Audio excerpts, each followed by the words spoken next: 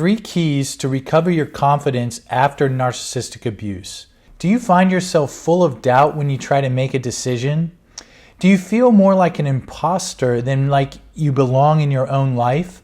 Or do you question whether you matter? Well, if you answered yes to any of these questions, then you may have had to sacrifice your own self-confidence to survive narcissistic abuse. Although I don't think it's possible to offer a prescription for how to recover self-confidence in one fell swoop after narcissistic abuse, I do think it's possible to identify and practice the conditions in your life that can allow for the experience of self-confidence to gradually but organically come forward.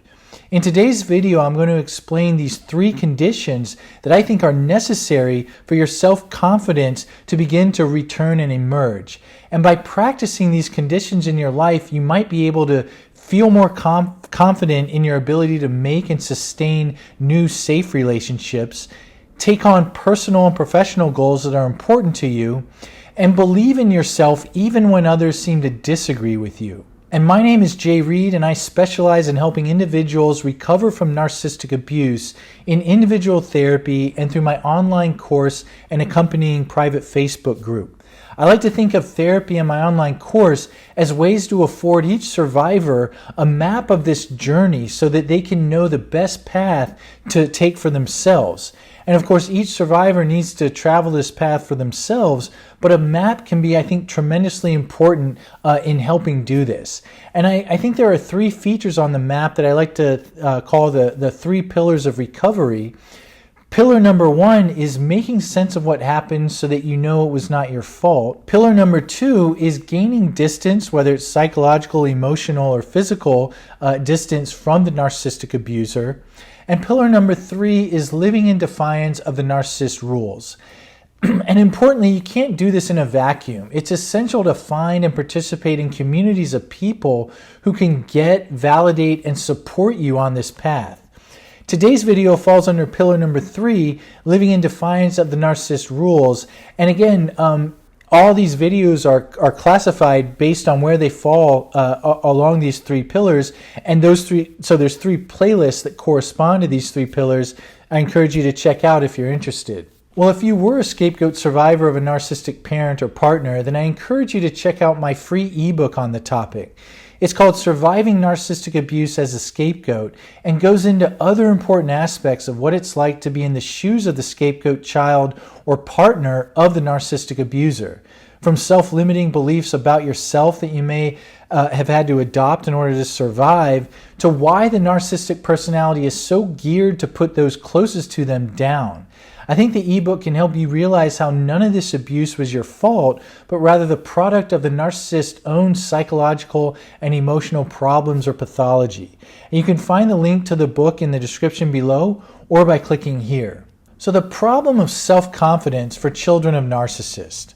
If someone has good enough parents who aren't threatened by a child's abilities and successes, then that child will likely develop a reasonable amount of self-confidence. The playing field is not even, however, for children of narcissists. In these cases, the child in the scapegoat role must be careful not to outdo the parent, lest they step out of the less than status that the narcissistic parent needs them to stay in. And as I've said in other videos, a narcissistic parent needs to see the scapegoat child in this light because that parent can't tolerate their own core feelings of worthlessness and shame, and instead the narcissistic parent relocates those feelings, typically unconsciously, into the scapegoat child and acts in ways that coerce that child to identify with the parent's own unwanted feelings. So the scapegoat child often grows up feeling very bad about who they are, and it's often only in recovery that they become convinced that these feelings were not really their own or never were their own. They were feeling these ways about themselves. The scapegoat survivor was, child at the time. They had to feel these ways about themselves to breathe the only air the narcissistic parent allowed them to breathe. That is, the child had to have some sort of relationship with the parent, but the only shared reality the narcissistic parent afforded that child was one where the child was always to blame. For these reasons, it may seem impossible for the scapegoat child to develop a feeling of self-confidence while under the authority of the narcissistic parent.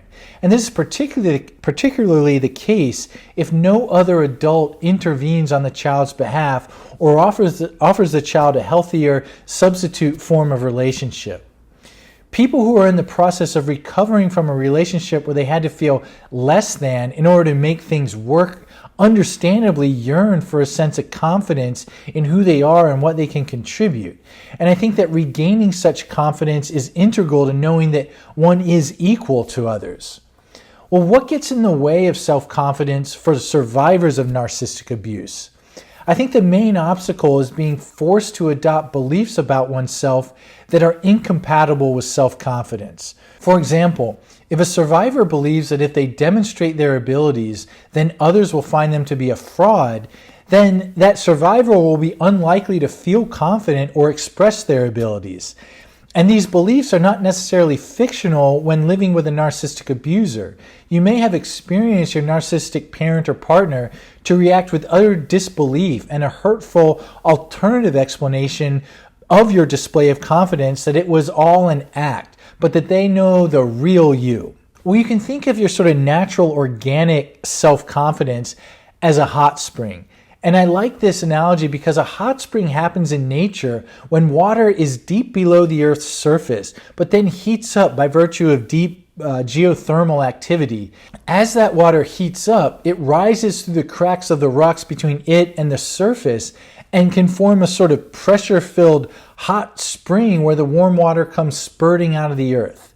And these self-confidence thwarting beliefs can be thought of as sort of big slabs of rock laid across this rising hot water so that it never gets to see the surface. It gets kind of turned back to where it came from.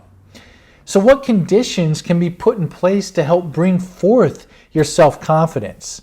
Well, the good news is that since you may have already had to learn to actively suppress your own self-confidence, there can be an opportunity to understand how that suppression works and learn that it's now safe to do otherwise so you can experiment with allowing yourself to feel more self-confidence. First, it's important to involve yourself in relationships with people who are not narcissistic. And of course, if your template for relationships is to accommodate someone who's narcissistic, then this may be easier said than done, and that's okay. It may take some trial and error to determine who's a safe person and who isn't. But the important point is to keep your eyes focused on finding and maintaining relationships who don't require you to suppress your self-confidence in order for them to feel intact. Second is to get out of harm's way, and that is put distance between yourself and the narcissistic abuser. And I know I may sound like a broken record on this point, but I don't think its importance can be overstated.